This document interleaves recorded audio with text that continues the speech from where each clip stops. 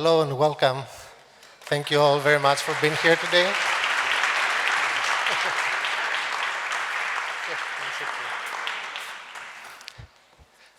My name is Thanasis Troboukis. I'm a data journalist working for IMED. Thank you all for being here today. And I want to thank especially our speakers today who took the time to travel to Athens to discuss about our topic. So thank you, Catherine Gicheru. You are the ICFJ Knight Fellow and Director of the African Women Journalism Project. And thank you, Shiris Kulkarni. Sorry for the pronunciation. You're a journalist, researcher, and community organizer. And Chris Peters, you're a professor and co-founder and director of the Center for Digital Citizenship. So thank you all for being here. For my introductory note, I want to take you back a few years back. Oops, and here's the first accident that will break the ice, and from now on, we can all be normal. So I started working as a journalist in 2001, that is 22 years ago. And for the younger generation that is here with us, this was an almost analog time. Internet, there were no smartphones. Internet use was minimal, and there was no Twitter or Facebook. People back then used to pay for their news. They were buying newspapers and magazines. Imagine that. Not only that, people here in Greece, they were flocking to Omonia and Syntagma Square every Saturday night to buy the Sunday editions of their favorite newspapers. There were queues in the kiosks. So back then I was working for a morning show at the Greek State Broadcasting Company, ERT. Every day at 5 in the morning, I would wake up and call my sources in the fire department and the police department. I see some are nodding. So I'd call my sources to get the incident report so that we could broadcast them later.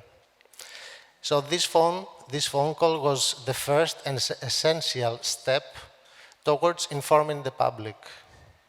Back then, the audience would get the news only by journalists. If I didn't do my job, the audience wouldn't know if there was a fire or any other important event during the night. 22 years later, people get their news directly from my old sources. The police and the other government agencies have a Twitter account through which they inform the public for free. They don't pay. No one has to pay. In addition, we have citizen journalists, and we have social media. And these, especially citizen journalists and social media users, have broken stories that the media missed or intentionally didn't bring to the people. Good. So, one may wonder, do people still need us? I mean, us, the journalists.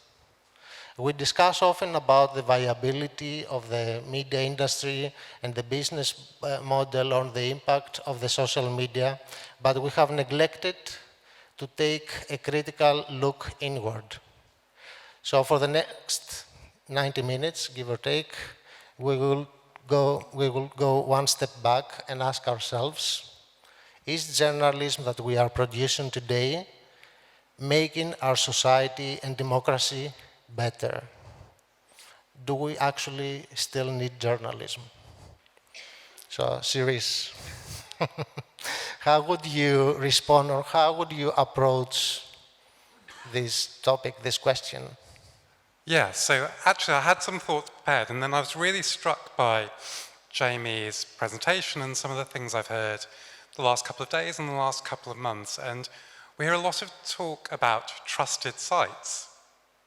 There aren't trusted sites. right? There is so much evidence now which says that, there's the Reuters Institute Digital News Report talks about this a lot.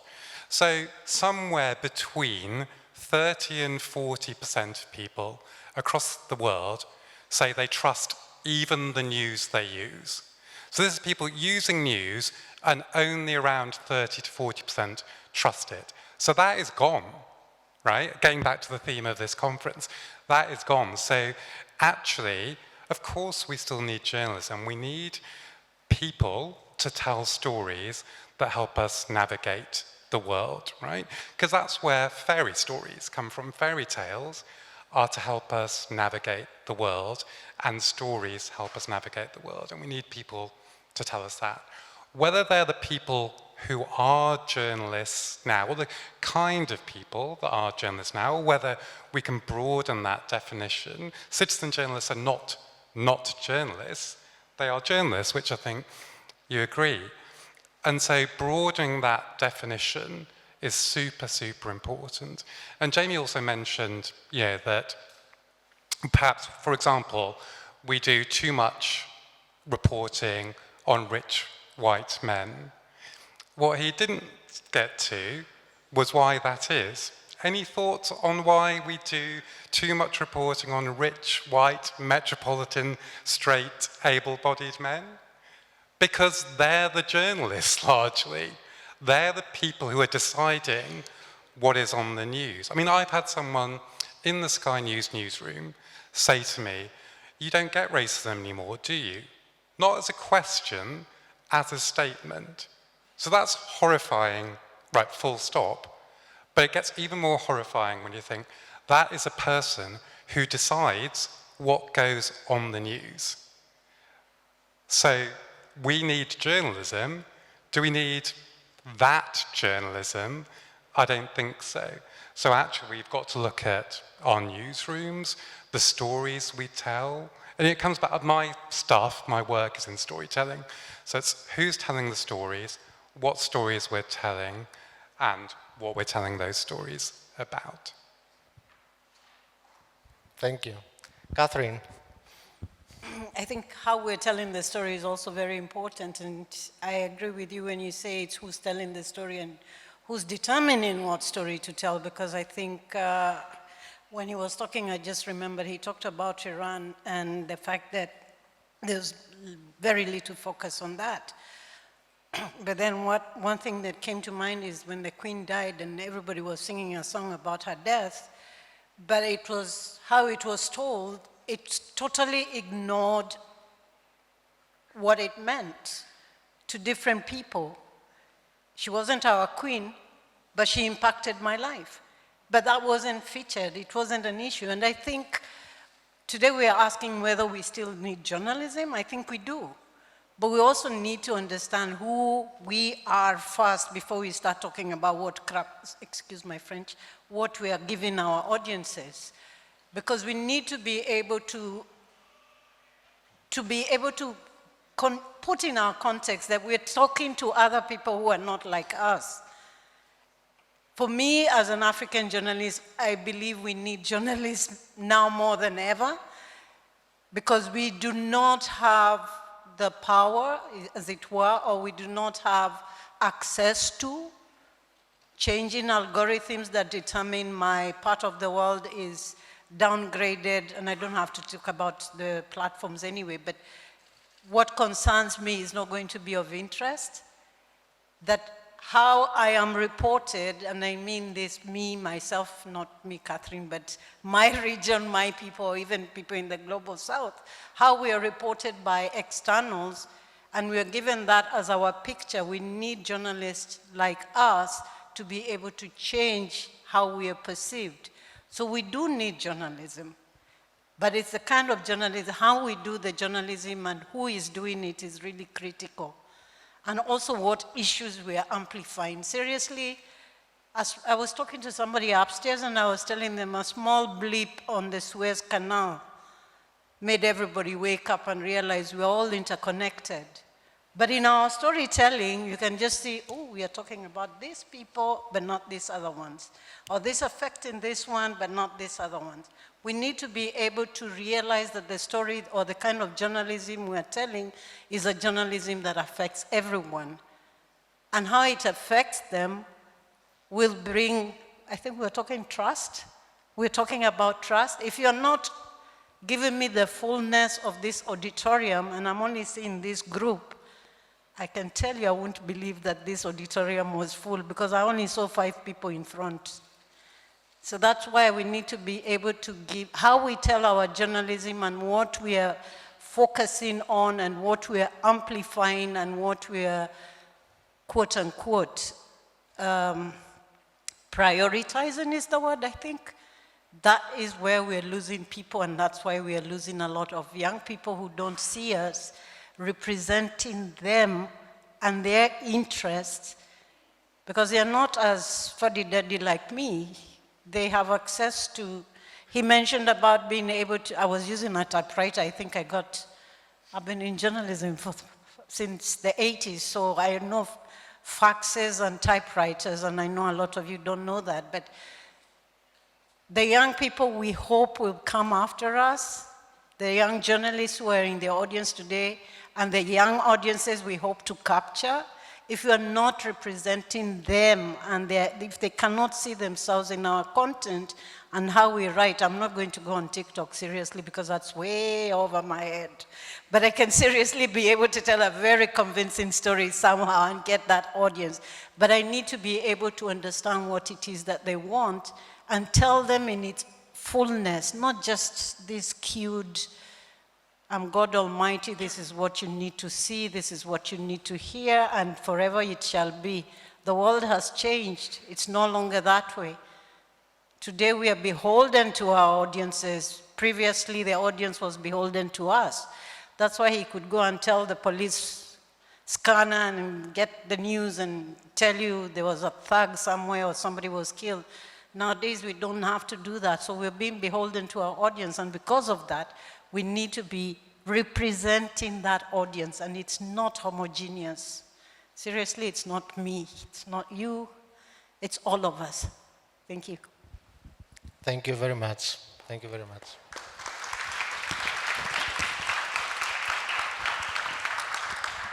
Okay, I'm in the tough act to follow.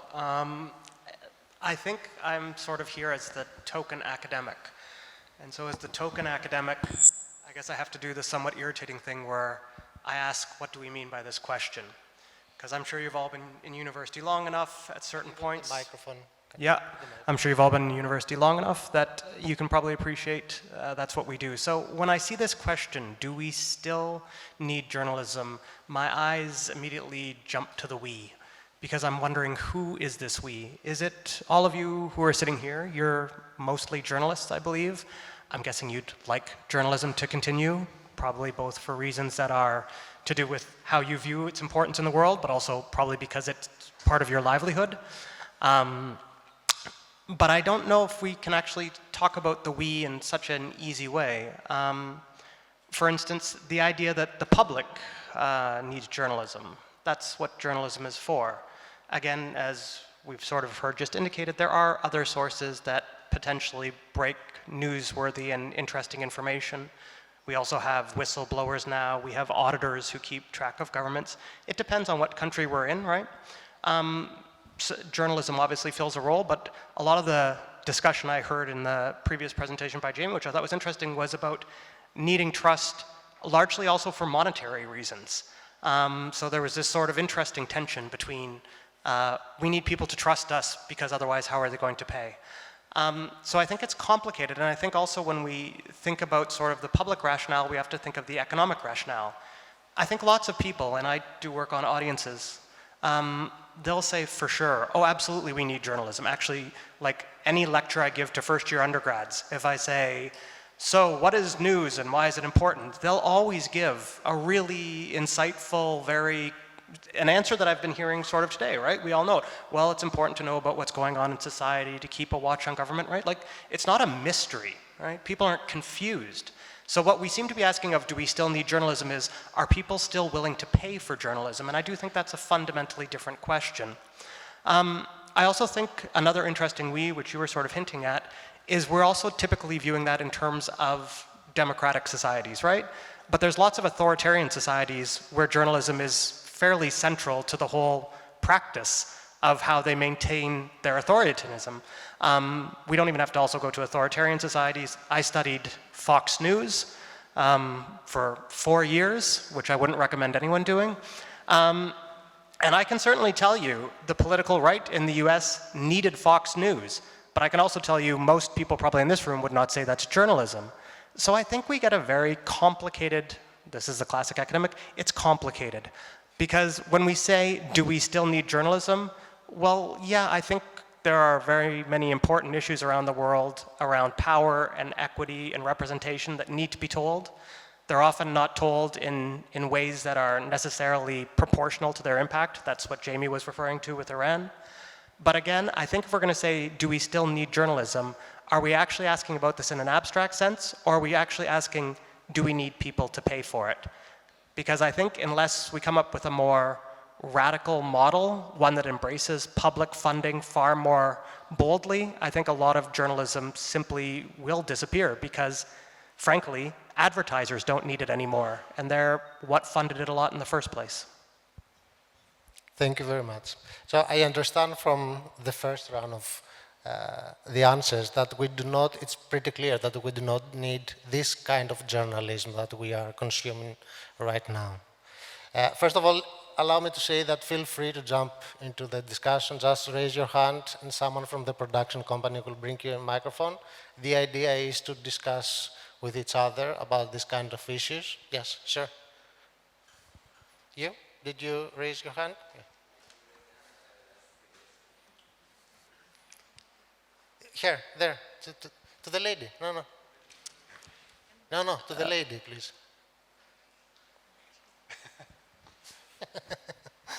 Sorry, you're coming next.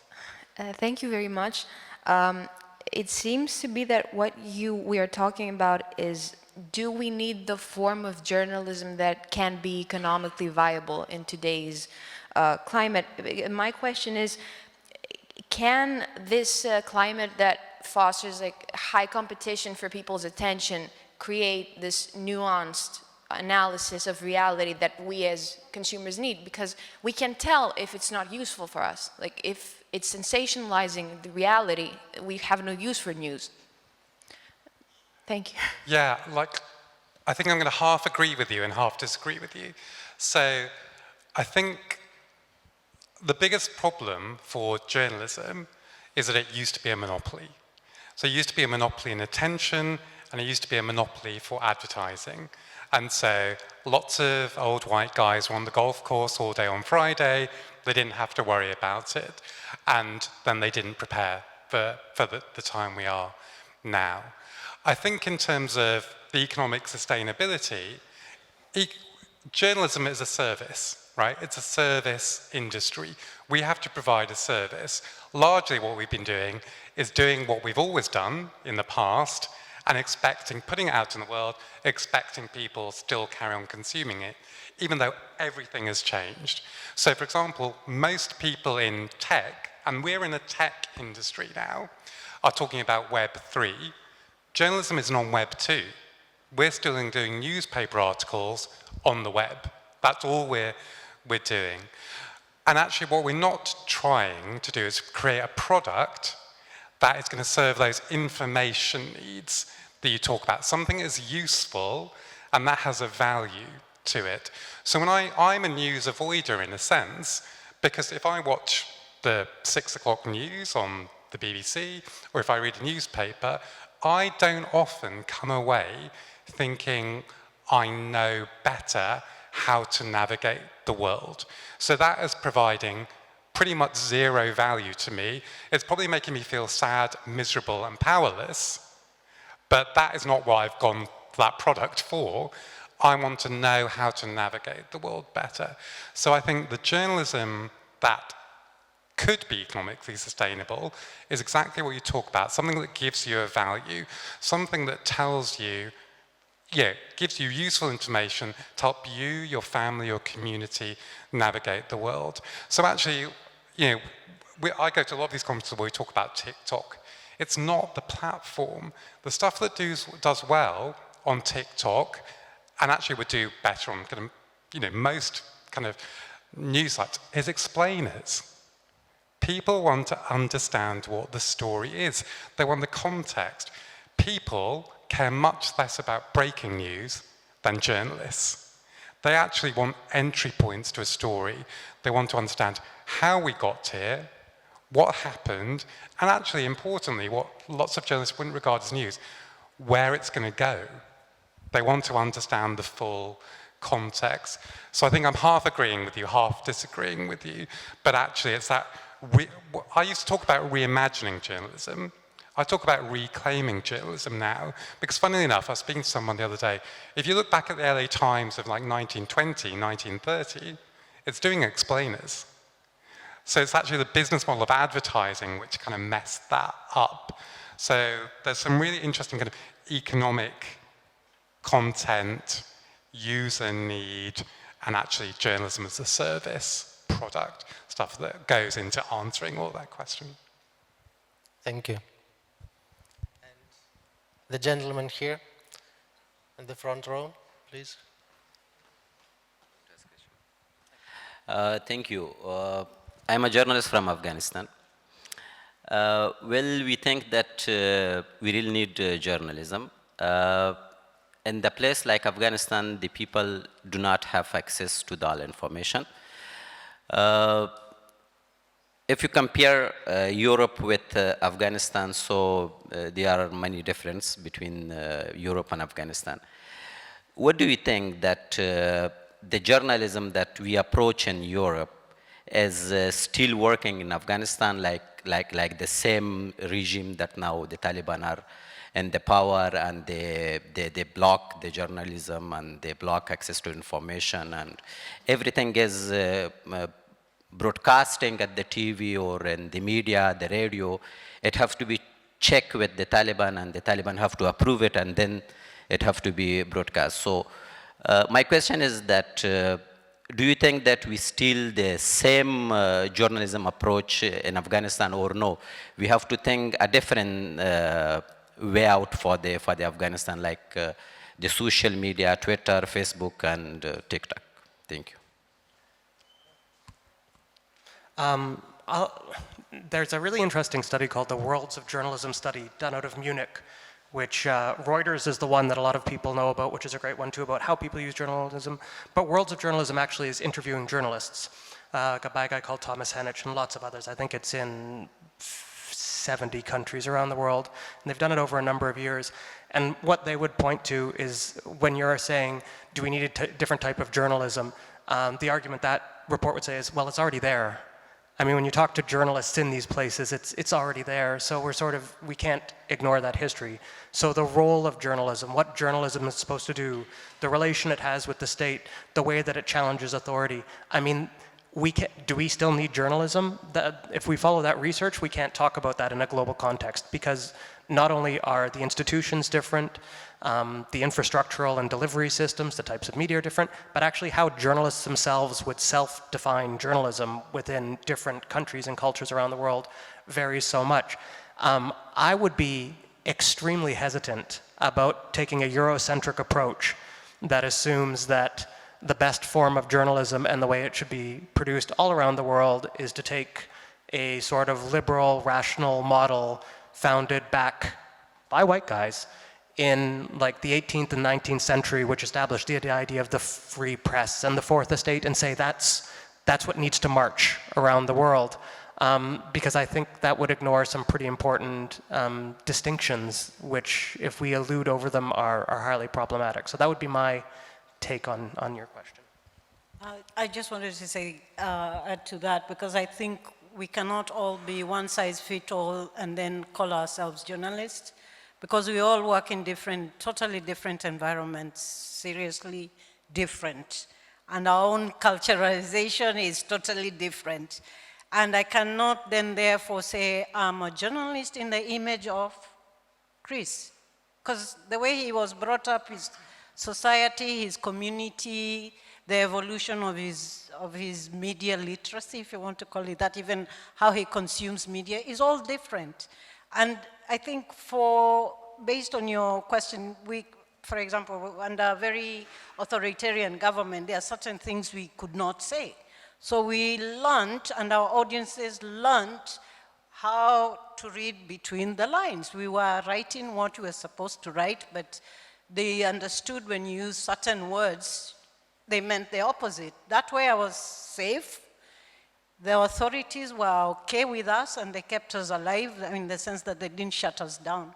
But it's based on our own how we understood our audiences and how we understood the lives they were living in, because we as journalists are also living in that kind of a society, in that kind of, so it's not going on to the social media if most of your people are still waiting to get a newspaper from the street.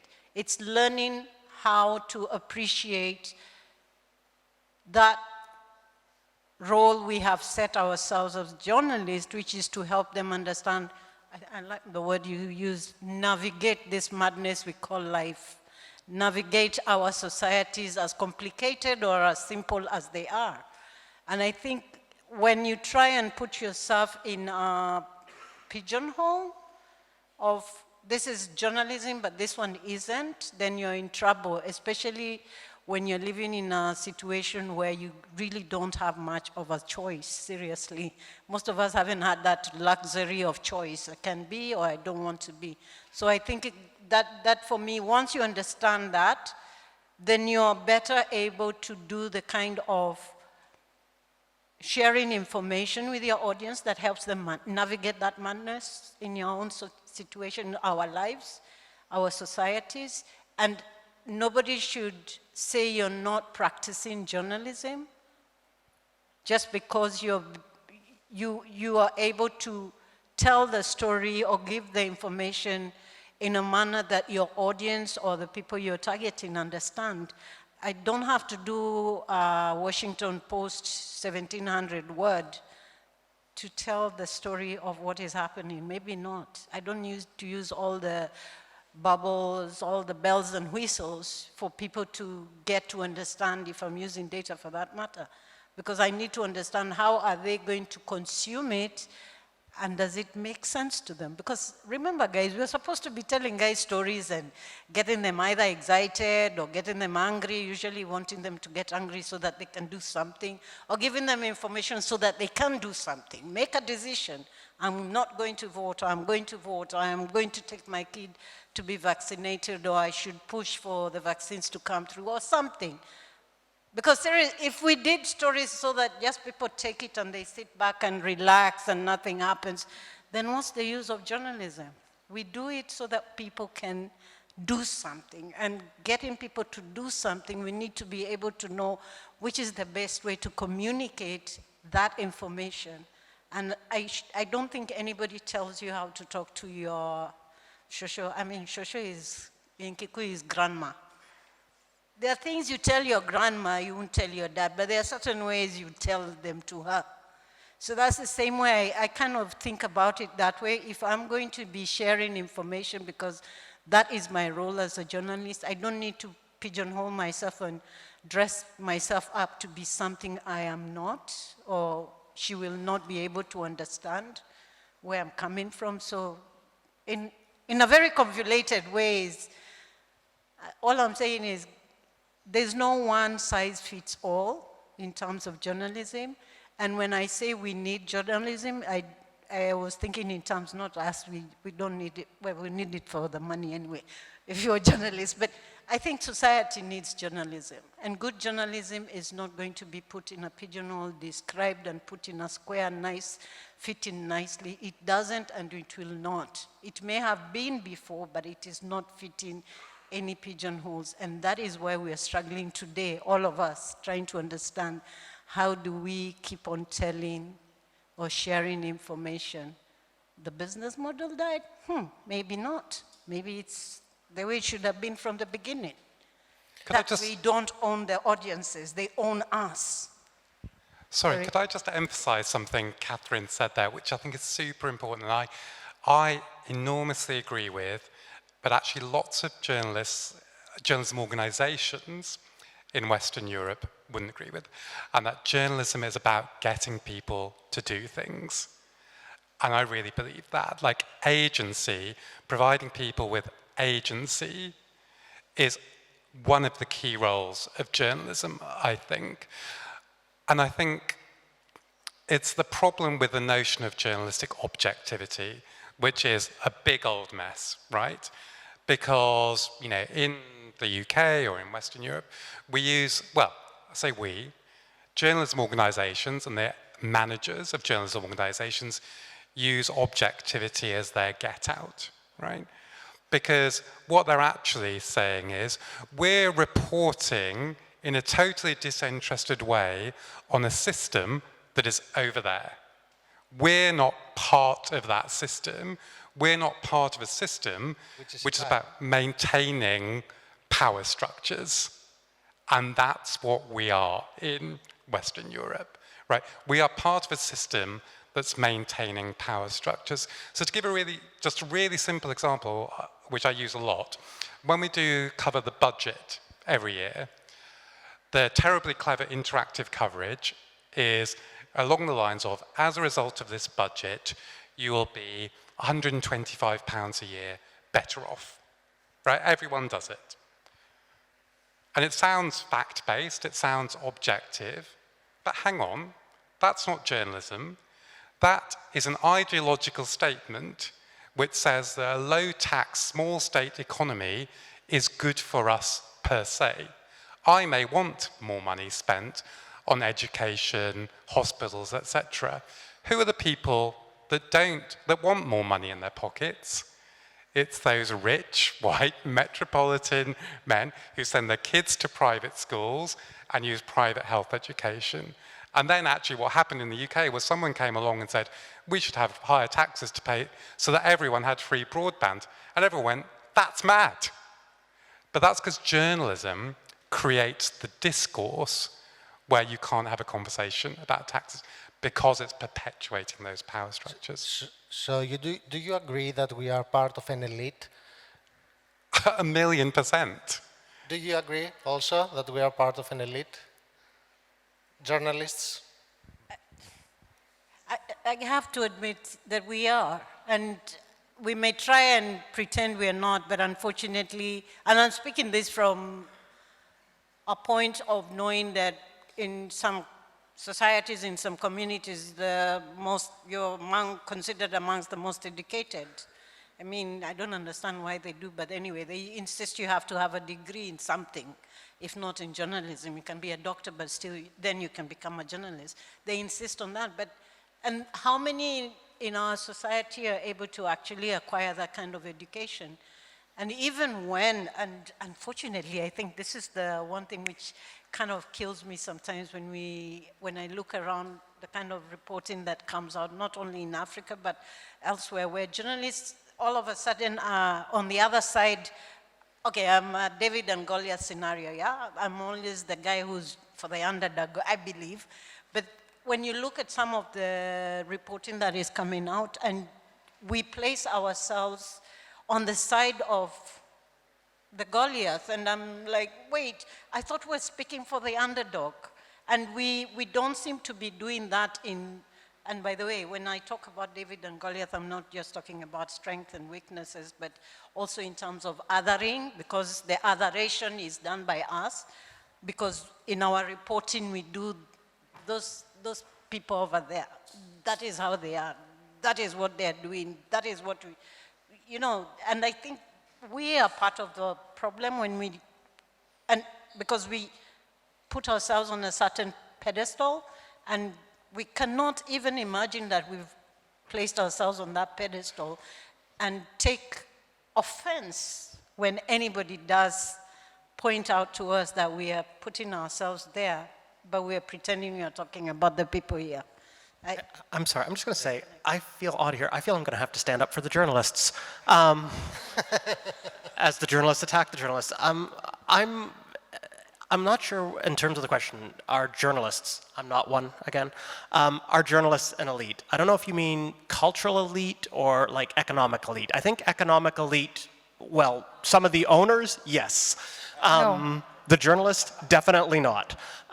So let's get that out of the way first. In terms of a cultural elite, like, I'm not a Marxist, but I can tell you, like, Marxist thought would tell you that at the vanguard of social change are intellectuals, of which journalists would be one. So to assume that social change, progressive social change, can't come from people who are highly educated cultural elites, again, I take issue with that. I also think it's a bit old-fashioned, because I think we have to contextualize it based on, in certain contexts and certain countries, of course, journalists are a cultural elite who are highly educated in comparison to the populace. I come from Denmark. It's weird.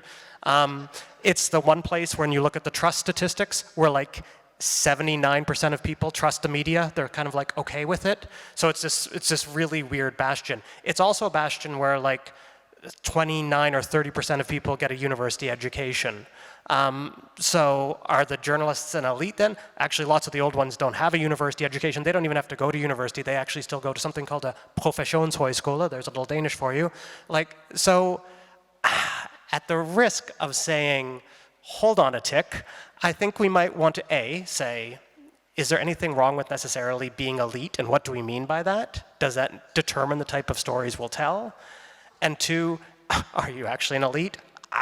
I mean, I don't know if we're talking about grand schemes about laws being changed and fundamental things, if journalists are the driving force behind that. So a bit of pride and humility all at the same time. I just want to pick up on that one very quick thing, because you mentioned vanguards, and I think people in newsrooms will recognize this. I want to point people to an article that Rasmus Nielsen, who runs the Reuters Institute, which is about vanguards and rearguards. It's on his website and his own personal blog.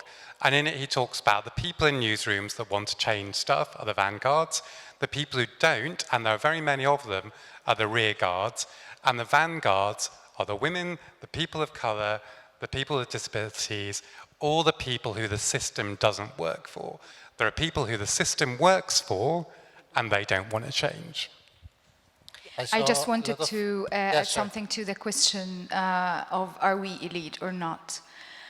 Well, we are forced to be elite. We are forced as journalists at a certain point of our careers to fit in the newsroom and to act like elite, even if we don't believe so, even if we don't agree. Because this is the way to get through, and this is the way to be accepted, and maybe this is the way also to get to higher up, to get promoted, and to get to make decisions. So I believe it's not really our choice as journalists, as individuals, to be elite or not once we step into the newsrooms. We are forced into this kind of culture that we were fed for many, many years, and it's there. And I will not say more because I'm actually speaking about the same thing on Sunday. So, but we are not like elite in the type of we are, because elite for me is kind of separated from the other classes, social and economical classes of the society, and we are not. But some of us are. Some of us actually have better chances to get better educations, to get into very reputable universities and put this on their CVs. And they are fresh grads, but they can be your manager in 1 year. However, you're a journalist and you're having more experience. So basically, we are forced to. It's a really good point. And I haven't talked about this publicly before, but I was constructively dismissed by a major news organization for asking questions about systemic racism. And so that, we are forced to fit into a role. We can't get to critical mass in a newsroom, because the minute you get to a point where you have any power and you ask any of those questions, that's what happens. But it also can't, I mean, when I'm thinking in terms of elite, I wasn't thinking, there's economic, in some countries journalists are not paid too badly compared to the rest of the people, but it's not also because of education. But I was thinking in terms of how we decide what is and what isn't news, what we focus on and what we don't focus on. And the fact is that we tend to focus on those who are maybe better off than us, the powerful elites in our countries or in our society. So we'll spend a lot of time talking about who did what to whom, when, and where, not necessarily social stuff, but the political game, whether you're reporting the Italian politics or whatever, or even Greece or whatever, you're basically talking about the people who are at, I call it near the center of power. And I remember there was a lady who was seated there yesterday. She's from an island, a Greek, some small island, who yes. Who said something which struck me, because it reminded me that really, if you are far from the center, nobody cares about you. And we're the ones who are supposed to be, quote unquote, informing, but we will not amplify her problem.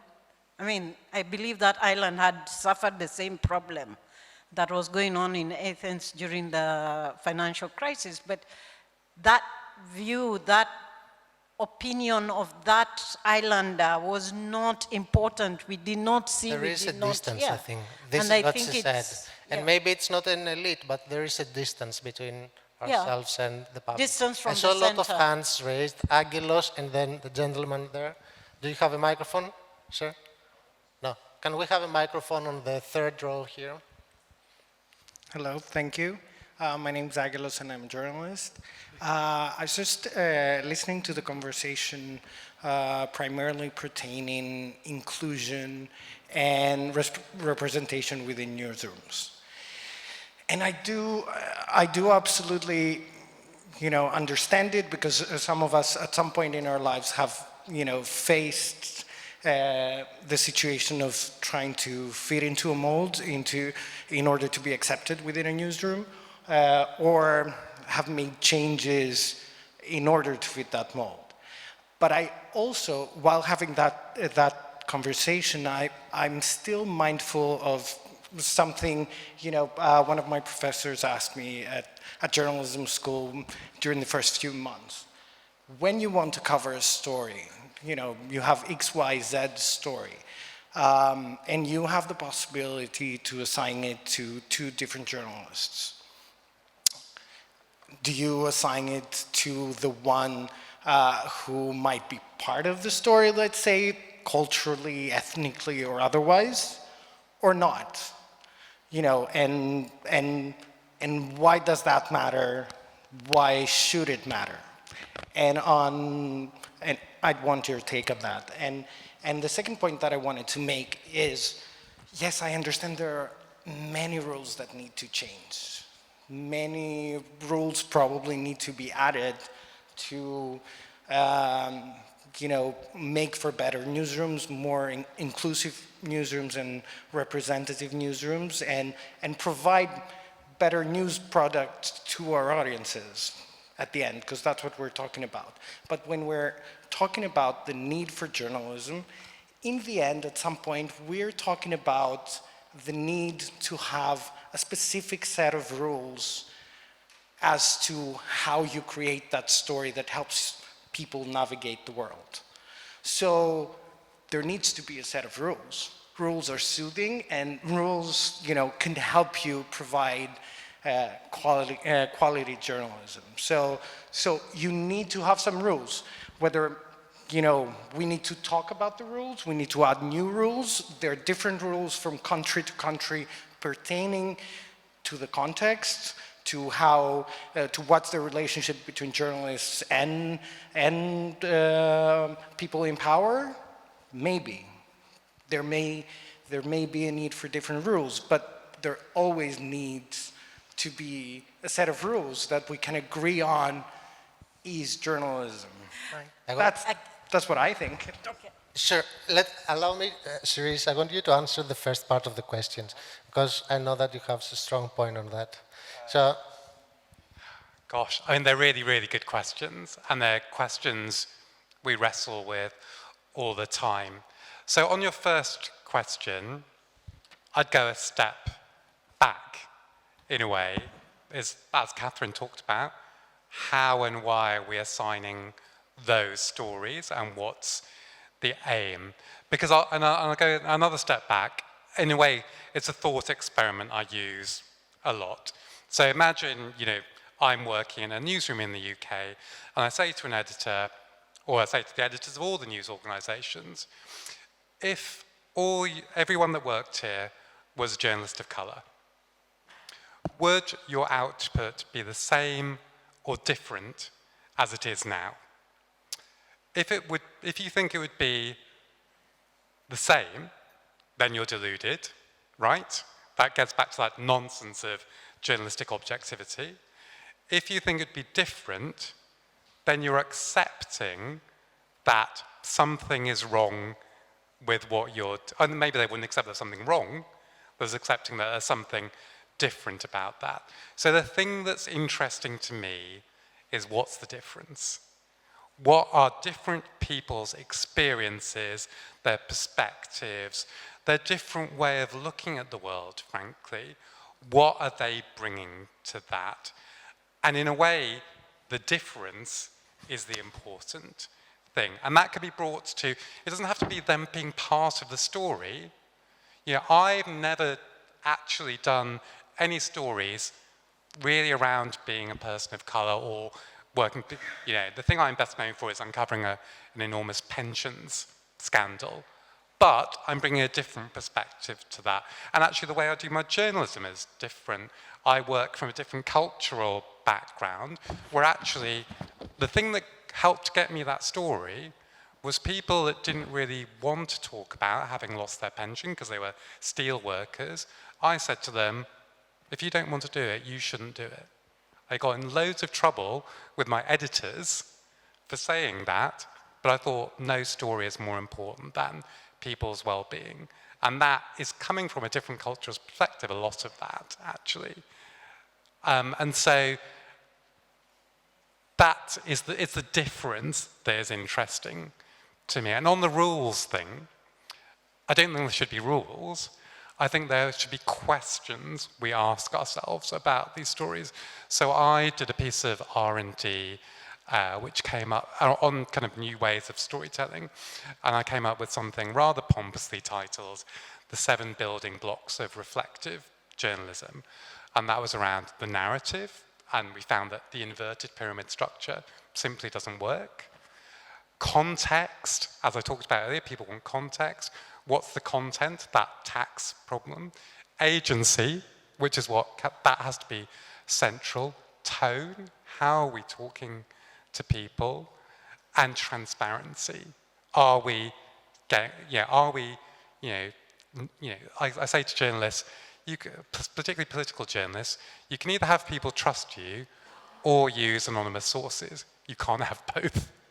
And that gets to the root of, political journalists hate it because they think that's because they're such an amazing journalist.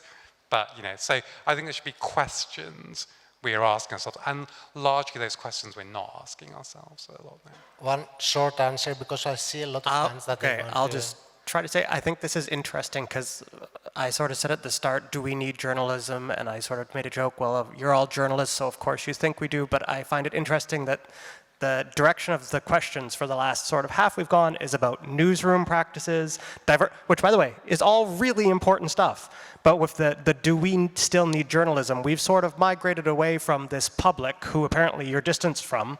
I don't actually think you're as distant as you think, by the way.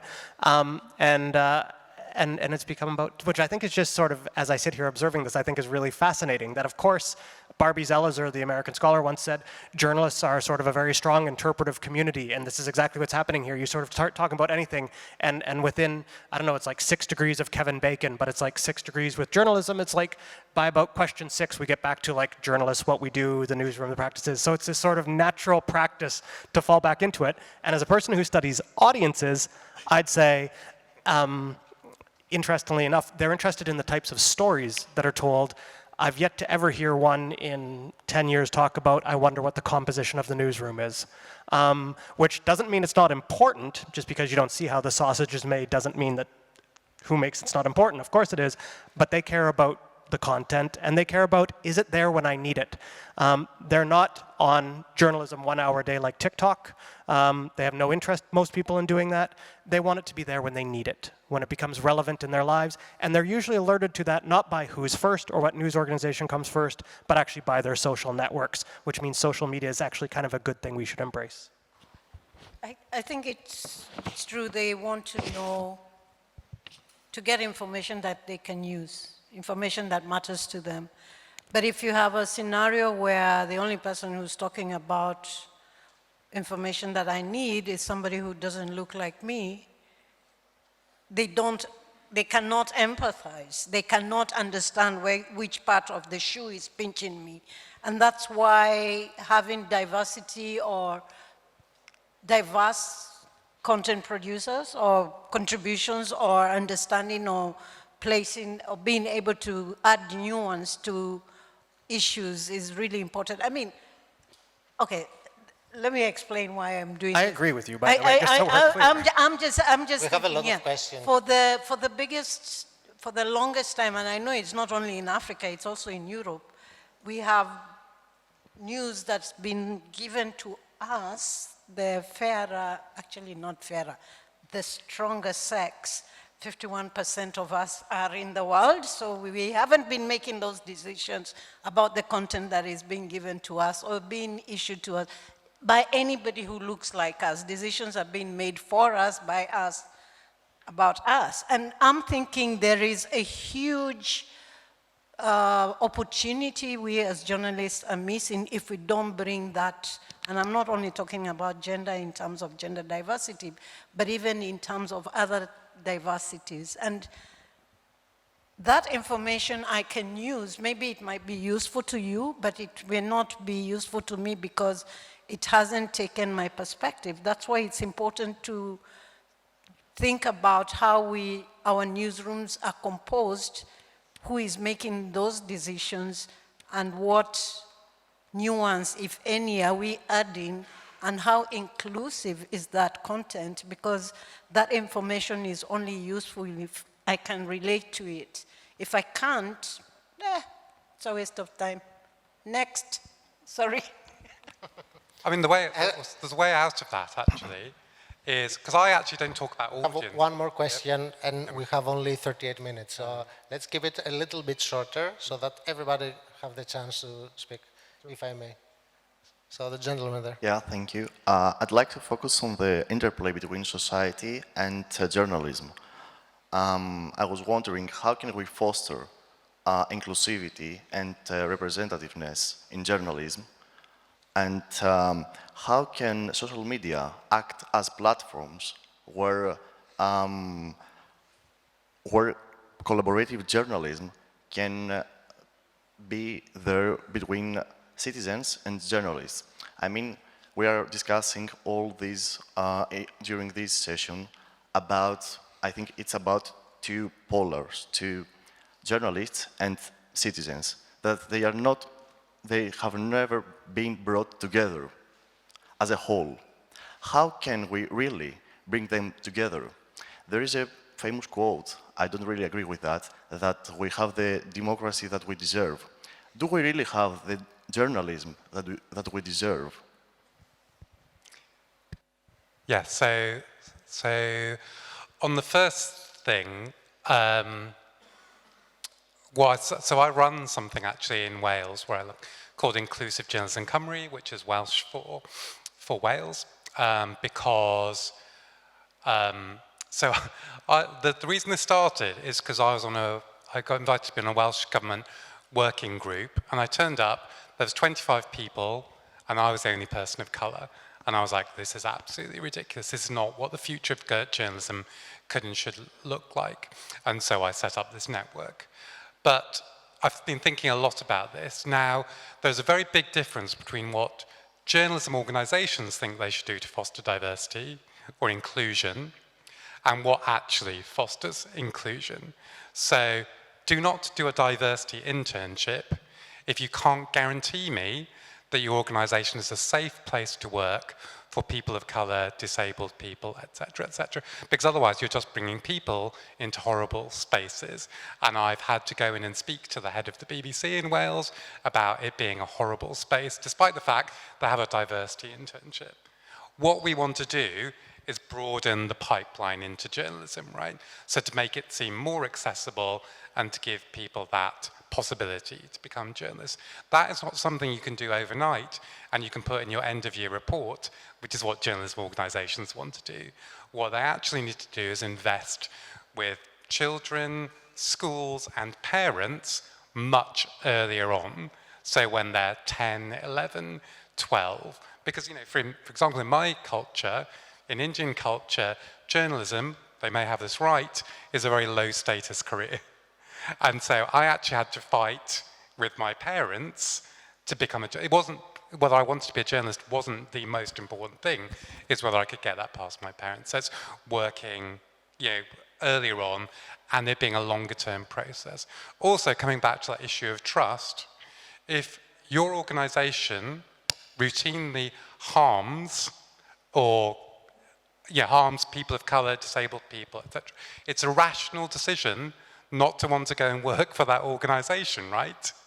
So maybe stop harming people of color, disabled people, trans people, etc., and then maybe people will trust you, and then maybe people want to come and work for you. So like I say, it's doing the things that are actually going to solve the problem, not the things which make journalism organizations feel better. On the community, bringing them together, I work for an organization called the Bureau of Investigative Journalism in the UK, and I work as a community organizer rather than as a journalist. And actually, to get back to Chris's thing, it's actually bringing those people into the journalism. So actually, more and more, we just ask people what we think the stories are. We get them to take part in the data collection, in the storytelling, in the interviewing, because actually you get the best stories. And I would say this about all inclusion work. This is not a nice to have, it's not just fluffy, makes us feel good. You get better work as a result. And if I can just get to the last part of it, I'll keep it brief. Yes, I promise, sure. I'll try. I promise is a bad thing to say. I'll try. Your point about bringing citizens and journalists closer. First of all, I'm now realizing why we almost were disagreeing there. I totally agree with you on your perspectives about diversity in the newsroom and the importance of telling story and experience. So I don't disagree at all. I think I'm realizing the word I should have picked is not the we, but is journalism. Because I know, for instance, Shaku Banerjee from the London School of Economics, she's done research talking to underprivileged youth all around sort of, whether that's socioeconomically or from different racial ethnic minorities or often combinations there of both. And what they find is they have no interest whatsoever in journalism, professional journalism. Means nothing to them, doesn't speak to their life. But what they are is informed.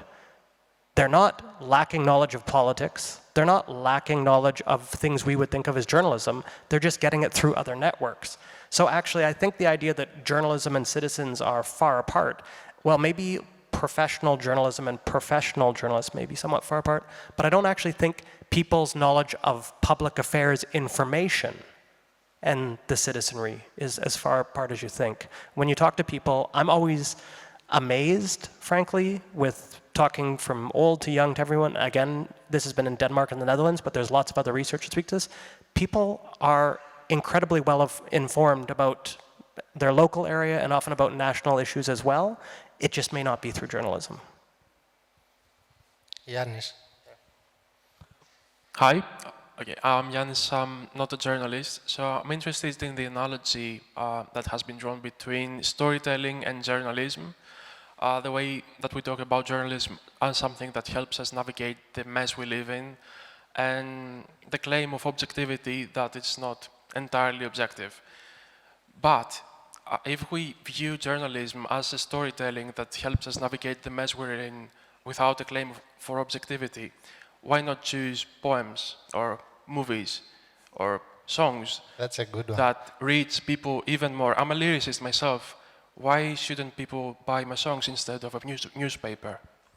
I might be even better storyteller than a journalist. So I think that we should focus more on what distinguishes journalism from other storytelling media and ways of approaching this thing of navigating the mess. Because if you don't persuade me of what is different in journalism, the responsibility a journalist bears, the institution that has to protect a journalist in order to help him and give him or her the opportunity of engaging in investigative journalism, a poet can't do that. So I need that. I won't pay if I don't get that. Okay, I think I need to kind of take a step back so that I can, okay, when you're talking about communicating, giving information to citizens so that they can navigate this madness, it doesn't matter how you're going to do it. I come from a community where we have oral history, like we don't write stuff down, and sometimes that telling of that information or sharing of that information is in dance, or like you say, music, or theater, or art. And then you're asking why I shouldn't call it journalism? Let me tell you a story about something I saw in South Africa, which I thought was very interesting, because I thought this is now where our madness, our society is navigating using all formats to communicate and share information with audiences is important. It was a story about corruption, which had it had been published and everybody and his mother had read it, but it wasn't connecting with the community that was involved, that it was targeted at, that was dispossessed, that all that. So what happened is somebody decided to put it into a play where, like we are here in a theater, everybody had read the story, but nobody was actually connecting the dots. And the play was was done in such a way that the audience at some point had to give a response, and as they were walking in, actually it wasn't in a theater like this, it was in the open air, so it wasn't this formal. But as you're walking in, you are told at a certain point, you'll be asked to say a certain word, which means something. Of course it means something, it doesn't, you know. And they did this, it was an investigative story that was broken into a play, a skit, which went on for 15 minutes. And from that time, that is when now the community understood why and who and what was responsible for them being moved away and what they needed to do to get that person responsible. Actually, it was a politician. Actually, he was jailed anyway. But for me, that is where I'm saying I'm not going to say and put a box and say this is journalism and this isn't. Because just like we're arguing today about whether it's the TikToks or Twitters or Snapchats, it's the delivery, distribution channel, the mode of delivery. We have radio, we have TV, we have whatever, podcasts now and everything else in between. I think we pay too much attention to this pigeonholing of what journalism is, when the reality is that we should be more concerned about whether we are giving our audiences, because we have an opportunity to engage with our audiences, information they can use in the best way that they can consume it. So I don't think I'm wrong when I say then we don't need journalists. We do need journalists. When you start singing your lyrics and you get carried away because of your creativity and you move on into something else, which is not, I'm not going to say the straight and narrow, there is a value to what you're doing, but there is also a value in telling you, oh, by the way, this is what it is, this is what it isn't, and this is how it could be. Because you can stick to one note, I have to do all the notes, unfortunately.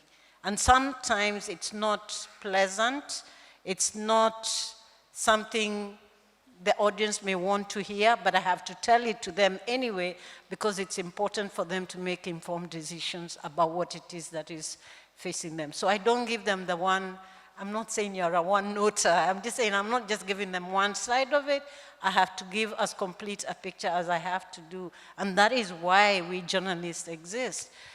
The good, the bad, and in the middle. And sometimes,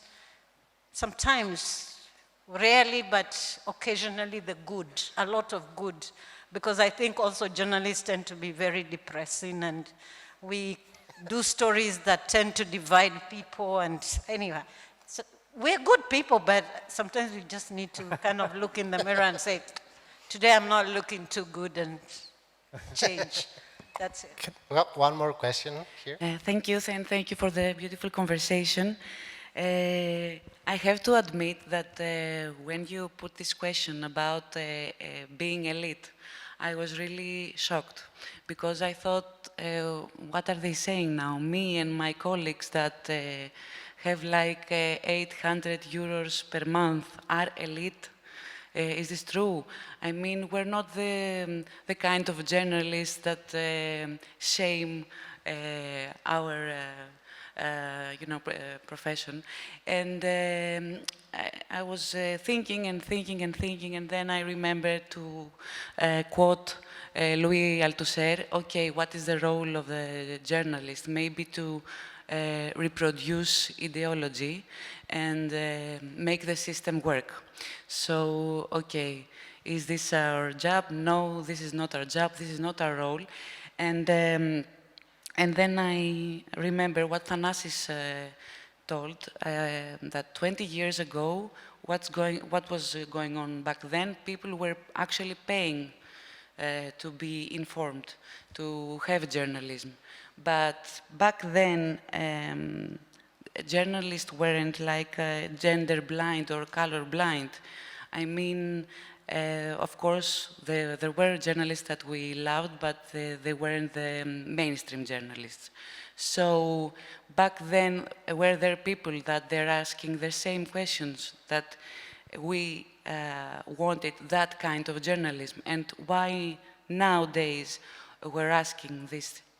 Do we still need journalism? Is it because we're not playing the same role we can't play, or they don't see us because the system can be reproduced? So I think it's a very nice opportunity to think that maybe we actually didn't have the journalism back then when the salaries were better, and to see where journalists were blind back then and what have to do now, so that we need journalism like it's supposed to be in the 21st century.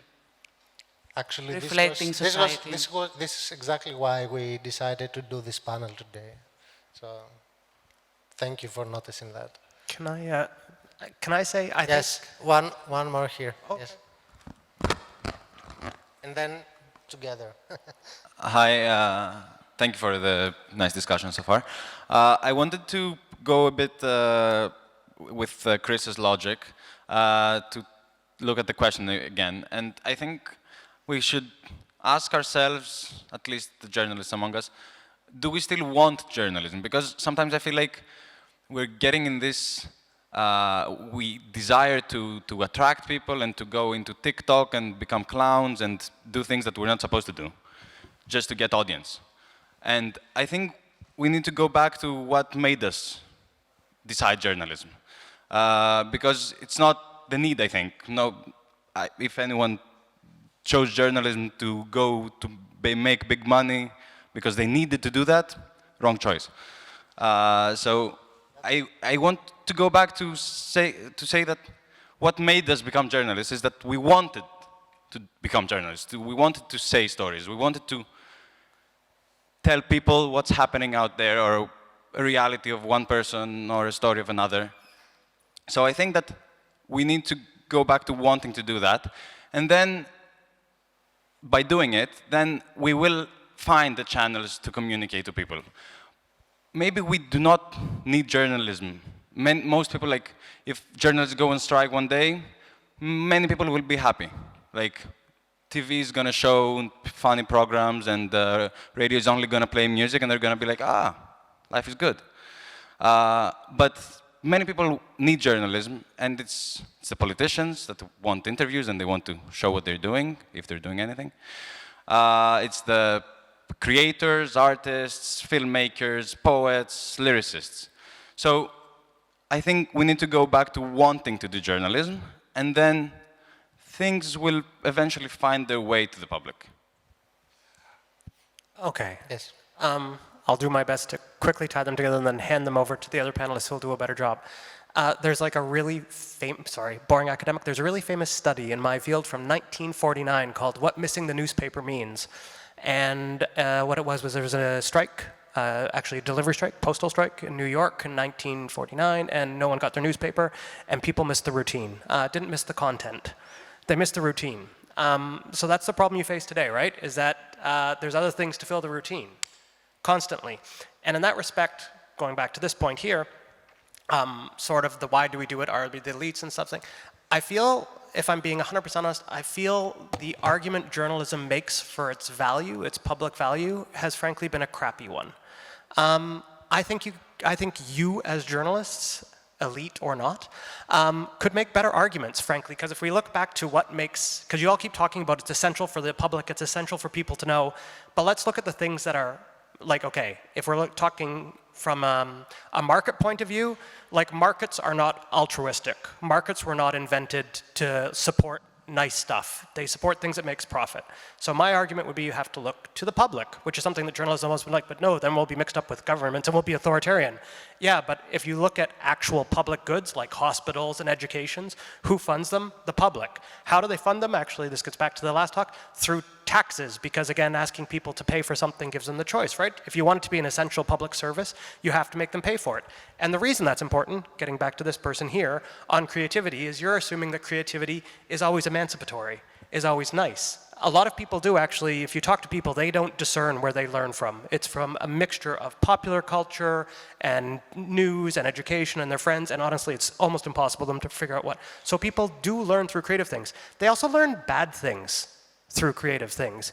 If you ever take a look, and this is a pass over to my panelist here, if you ever take a look at right-wing message boards, they're a fascinating area with a ton of creativity. It's not creativity I like, but there's a lot of creativity going on there. So I think if journalism wants to make an argument for why it matters, the principle of harm would be good, is that bad information and bad knowledge, especially if it's steeped in certain gender and racial perspectives, causes harm. And the market, maybe you'll get a grant here and there from a foundation, but the market, which isn't concerned about profit, is not going to be as interested in that. It's going to be small segments of people who are competent, or governments if you can convince them. So that would be my, do we still need journalism? Hell yes, but it needs to make a much better argument for why it exists. I just wanted to, yeah, we do, but I'm also very cautious, and this will sound totally weird, because we say we need the audience. We need our audiences, we need the support of the public.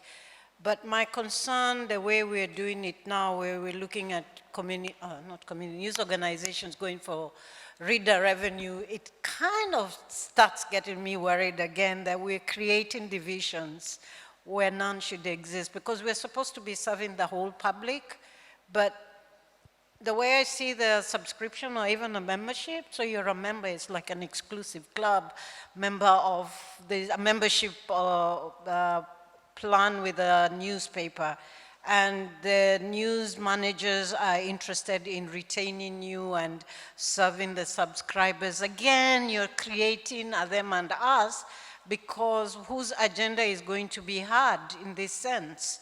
Is it the ones who are paying to be members or subscribers, who are then using that point of entry, and the reality that we as a news organization is in the red, and therefore we're looking for their support? Whose interest is being served there?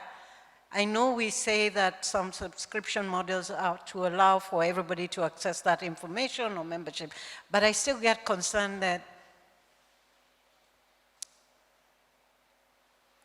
journalism, who is making that decision as to what kind of journalism, and if we're to get the support of our audience, how do we not get influenced by the needs of the ones who are supporting us?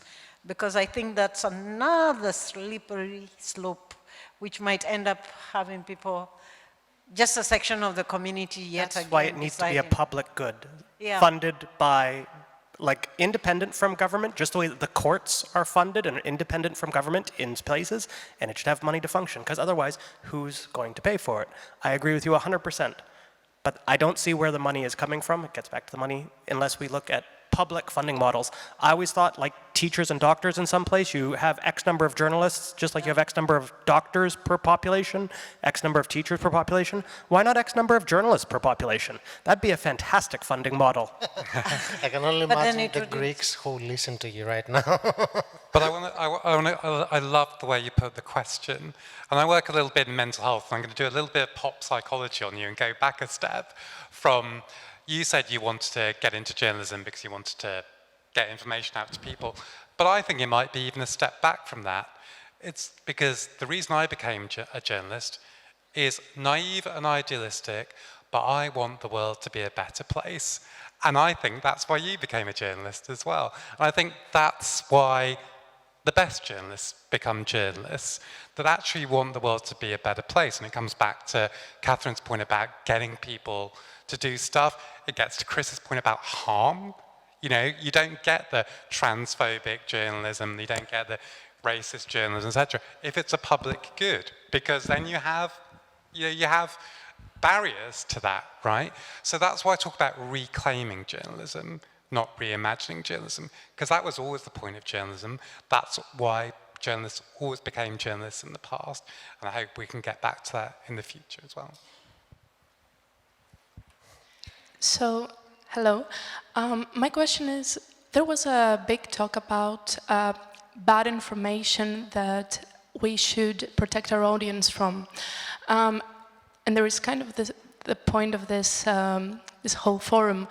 But the question I have for you is about the quantity of information there is out there. So we're in a time that we have, maybe we have too much information, and people can't get their stories on their own, so they get their stories out there because they have social media.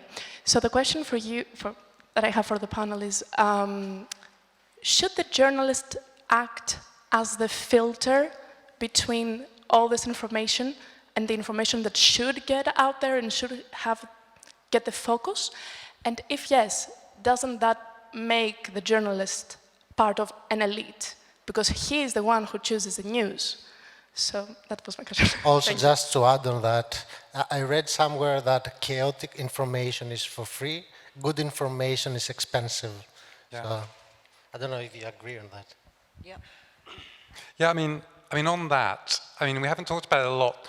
I think there's a distinction also between sort of news and journalism, because actually we as journalists provide too much information.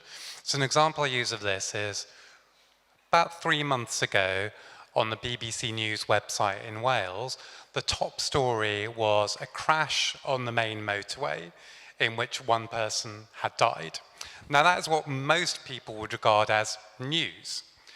And that's tragic, but what value does that have to anyone else?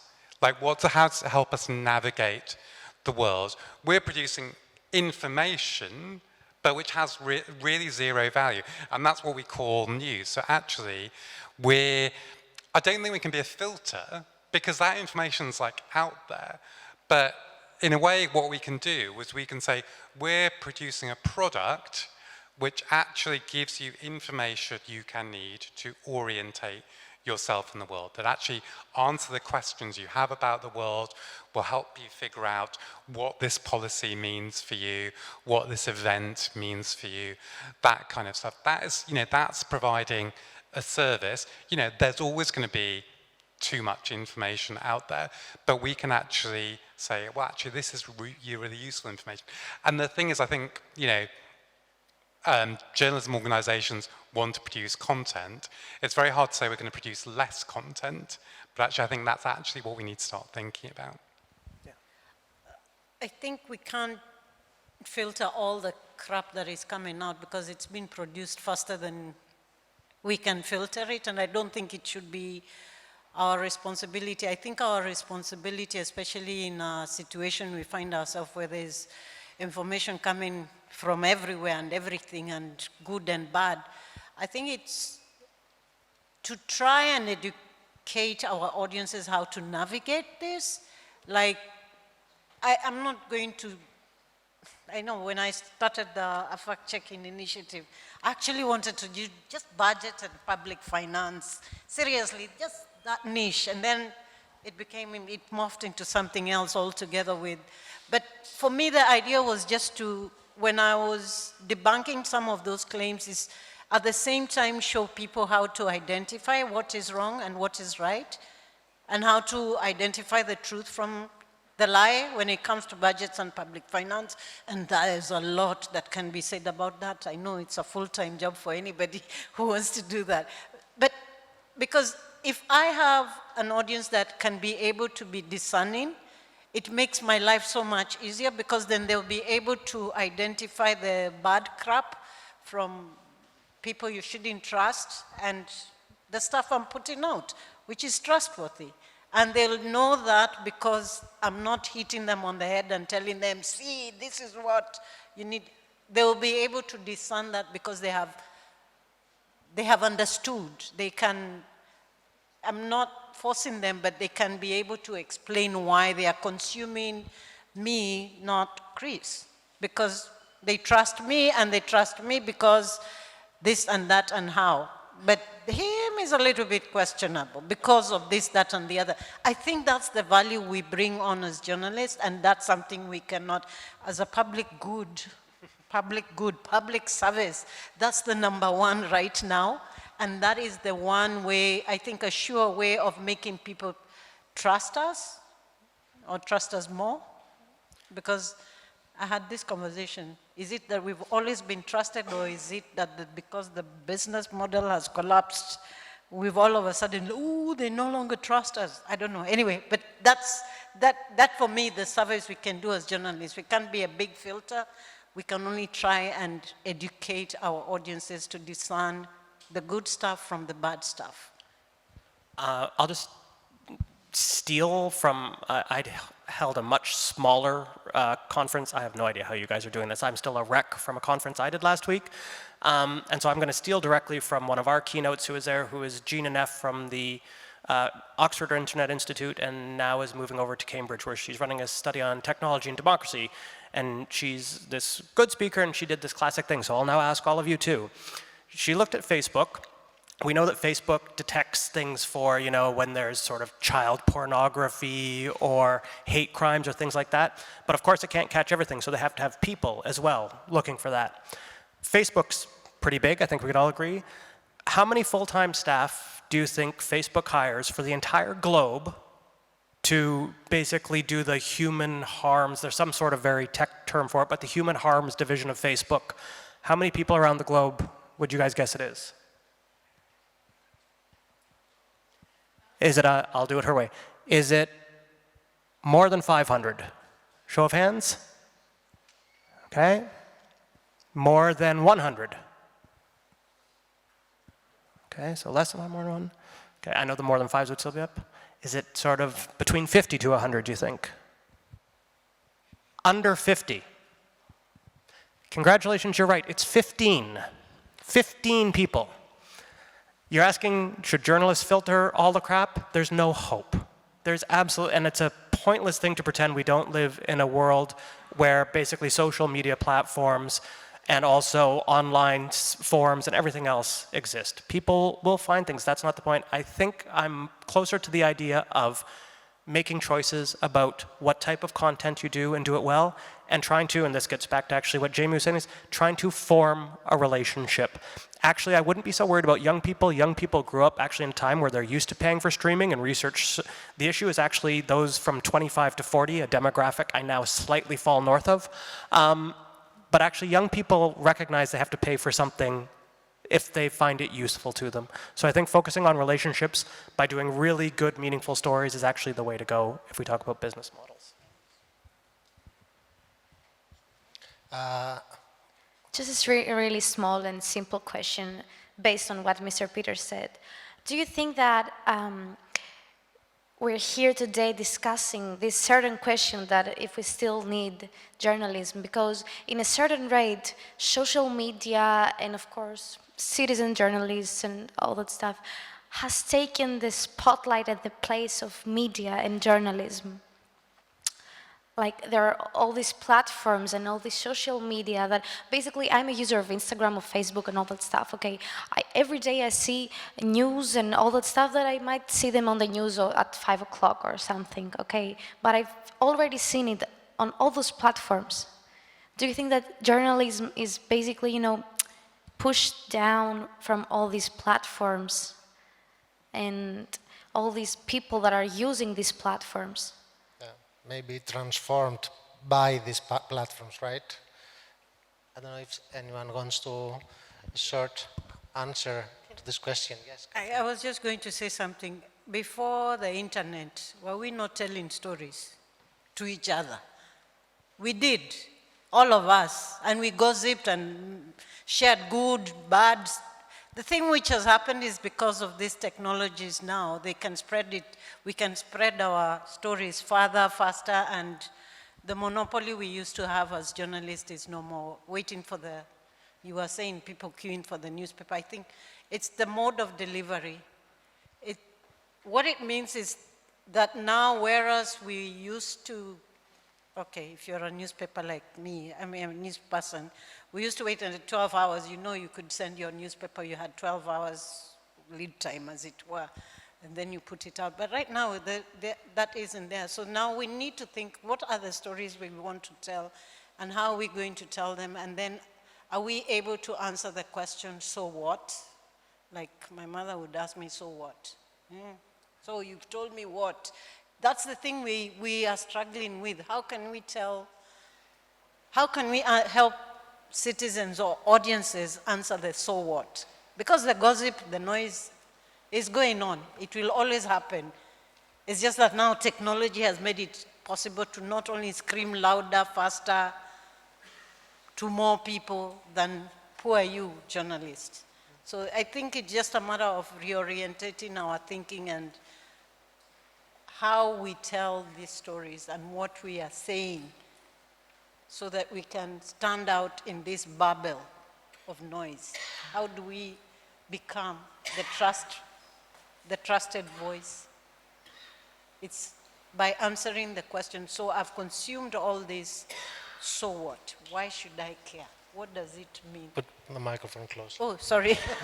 Wait, I hope I've responded to your concern. But I'd say as well, I'm no big capitalist, right?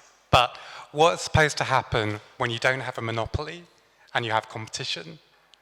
You're supposed to get innovation to make things better. What substantial innovation has there been in journalism in the last 20 years? Really, in terms of the storytelling. Like I say, we are still largely doing newspaper articles on the web, and that is it. So actually, what we should be doing is throwing all that, you know, thinking outside the box, right? Thinking differently and competing with that other stuff and producing a better product, ultimately. I'm no big capitalist. Yeah, to the gentleman and Anastasia. Done. Thank you. I'd like to ask, okay, this is sort of a two-part question. You know, I studied history, and part of what I studied was the emergence of a media sphere basically in Algeria, and you see how, for example, the Ottoman Empire became incredibly important for a certain moment. How all of a sudden Algerians are siding against Germany with the Ottomans because the French are with, etc., etc., etc. So there's the emergence of kind of people thinking journalistically in some way, right? They're following news events, and now they have a sort of stake on the world stage. And you know, when you think about the emergence of this kind of way of thinking, you realize that before it existed, they were fine, you know, sort of, it's a new thing, and they didn't do it before, but before there was before, and now there's this. And so, what's interesting to me is that now sort of, you know, I guess, sort of hypothetically, right, we could be coming to the end of journalism, right? Sort of, I saw a little bit maybe what the beginning was, and now it's the end, and sort of before it, you know, the world was the world, and it happened, and so whatever. And after it, things will continue, and so maybe it's not such a tragedy, is my point, sort of. And And I guess my question, and maybe is mostly directed to Professor Peters, because my question is, but also to everyone, is regarding audiences, are they getting what they need anyway? And sort of before journalism, I think audiences, right, they got what they needed. I think if you're in some village, you got the information you needed regarding prices and diseases and what have you. I think after journalism, it's very likely will still, because it's a matter of survival, so you will go to at least people you trust or sources you find. And, you know, is this sort of this whole debate about the value of journalism, is it really just sort of dealing with very, if you think about it, abstract things, like in the case of the United States, what does it mean to be American? Sort of, you know, at the end of the day, what does it mean to be American isn't all that important in sort of your daily life, unless all of a sudden it comes raining down on you in very concrete ways. But for a long time, in a lot of places, you're born a human being randomly here, and then you die, and then sort of you're a human, not an American, right? So the question is sort of, do people get the information they really need? Not these abstract questions, information they need, yeah. We are so short on time, and I want to give time to Michael. So the very quick version, and I think you said it perfectly, Catherine, storytelling has existed a long time. I think storytelling will always continue in some form. I really hope journalism continues, because at its heart it is a form of storytelling that is supposedly backed with the idea of sort of emancipation and egalitarianism and all sorts of wonderful things I like, which also it's a job for someone, right? Because of course there's lots of people who care about these things, but it is important that someone's actually paid to do it. In terms of, and I'm really trying to rush here, I don't know why we didn't do this the whole time, we would have had more questions. In terms of the point, are people getting the news they need? It depends, is the short thing. The places where you've seen really interesting things where people aren't are small local communities, and the research I've done and the research I've seen, news deserts, some people call them, where there's no local newspaper. Interestingly enough, people then are actually quite resourceful. They oftentimes start Facebook groups and things like that to sort of just exchange information, and then almost without knowing it, something a bit like journalism comes up, because when they exchange information, they start to realize certain things don't work. And then you start to debate, and then I'll look into that more. And again, it's sort of like a crowdsourced thing. So I guess for the most part, people in big metropolises, the places where you don't see it, oftentimes they go to other things. And I would assume in places where they don't have Facebook or infrastructure, then probably oral forms of storytelling and other things, and their social networks. Basically, social networks come before how you consume information, which we haven't talked about today, but identity and belonging are absolutely crucial about the type of information that people seek out. So if you have social networks, that's usually where you look first, in one way or another. That was as short as I could do. Anastasia, and then the lady here. Disclaimer, we are over time, so it's 20 minutes past 8. So let's keep it brief. Yes, thank you. I'm Anastasia Vumtsaki. I'm a journalist and also a member of the IMED team. And I think the question, do we still need journalism? I think we all agreed we do. But I feel like we talk a lot about the content and about the stories we produce. And Mr. Peters also mentioned earlier that the users, they need the good stories, they need good content. But personally, I see good stories coming into light every day, and very important stories that affects us all, but still the people doesn't trust us, as we saw also in the research that was presented yesterday in this forum. So, and also thinking about what Mr. Kulkarni said, that people feel like journalism is something out there, something in a distance, which concerns me a lot as a journalist. And I'm wondering, that's the question, if the journalism is something that the people have denied as a whole, as an institution that doesn't concern them. So it's not a matter of what we write, but it's a matter of the form of journalism as a whole, that we put it out there and we don't care about that. And if for this, it's the social media to blame, because we all know that the good stories and the investigative journalism is not as entertaining, and it's not as quick, and you know, it doesn't have the form of social media, so people are not familiar. They don't like them. They don't like to hear and to read this kind of stories. And having said that, explainers. maybe it's a trap, because sometimes good stories cannot be explained on social media in such a quick way. We all know that the stories and truth and reality is much more complicated. So, yeah, your thoughts on that? Thank you.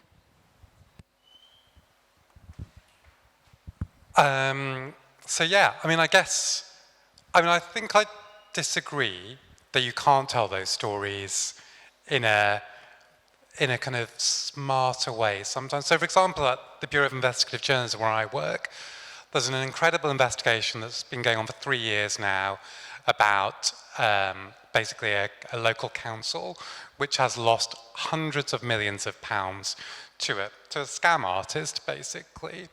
And we carry on writing 4,000-word long reads because that's what we do.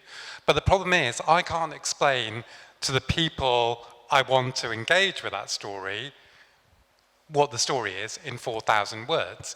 And actually, there are ways of telling that story, giving the context, saying why it's important to me, where it's going, in a 5 bullet point story. And actually, they're not reading the 4,000-word long read, because no, they're not going to.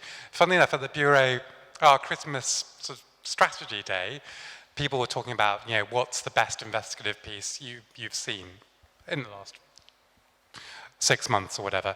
And someone said, oh, this is amazing, this is the New York Times, blah, blah, blah. Someone else said, oh yeah, that's good. And I said, how many other people have read that? And no one else had read it. So that's 40 people who work at the Bureau of Investigative Journalism, and only 2 had read it. How many people do we think are reading that? And we can only hold people to account if people are reading the story, right? So actually we have to think differently. We do just have to think differently about what even investigative journalism looks like. If we really wanted to fulfill that aim of holding people to account, getting people to engage with it, all those things. I'm not sure anyone ever read those 4,000-word long reads. Hello, thank you for the interesting discussion. An angle that I haven't heard about journalism in this panel is that journalism provides news that allows people to make up their mind and to decide about one very important thing the next day: vote. People vote according to journalist articles, according to exposing scandals, and the wiretapping scandal in Greece recently is a very, very good example on this. So I haven't heard this angle for the very important role of journalism in this panel. And if journalism and if traditional media doesn't do that, who's going to do that?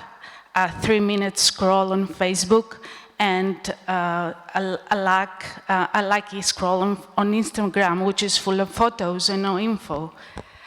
I mean, who is going to go deeper if journalism doesn't do that? And we tend to forget that informing people has a very crucial role in our democracies. So it's rather a statement than a question, but I wonder if the panel agrees on this role and how important it is, and it will continue to be. Thank you. And the perfect last question for today. Yeah, I think your question is pertinent, but I think, like you say, when it comes to elections and people voting, again, depending on, in my part of the world, I think the noises that they make, it's not issues of policy that really makes people vote. And I think that depends on each community, each society. But it's true, we do need to inform, educate the electorate, because then they become the electorate, not the audience, because we see them wearing different hats at different times. It's important for journalists to exist because of that, but really, for me, it is not just for the elections, because the voting thing is just a one-day event. It is holding power to account, which is the hard job. And that, I think, is why, for me, I don't care which animal gets into office. It's whether we are going to hold them to account and hold them, not us, but get the citizens to do that. And our strength, our power, our responsibility is to show them how they can hold them to account. You're only 2 journalists in a newsroom, but you are talking to 1 million people. Those are the ones who need to know how to hold power to account, not us. By doing exposés, that's not important really. It's actually showing them how do you do it? How do you become a better citizen? How do you hold power to account? I think that's where our strength lies, much more than election is one day. Sorry. Yeah. So I had prepared a list of questions, and I asked the first one, and then you took it over. Thank you very much. Your questions were actually much better than mine, so thank you very much.